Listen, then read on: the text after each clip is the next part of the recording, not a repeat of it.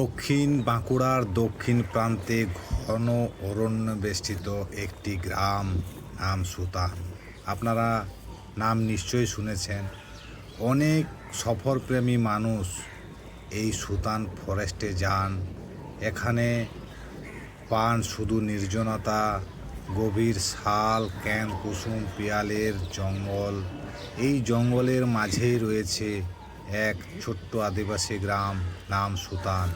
এই সুতান গ্রামকে কেন্দ্র করেই আশেপাশের এই গভীর শাল জঙ্গলের নাম হয়েছে সুতান ফরেস্ট।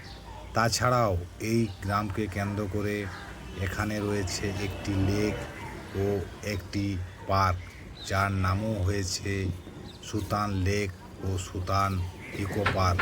আমরা এখন চলেছি সুতান গ্রামের উদ্দেশ্যে। এই হচ্ছে সুতান গ্রামের প্রবেশ পথ। দেখুন, এই গ্রামের জঙ্গল ঘেরা এই রাস্তা ও এই গ্রাম।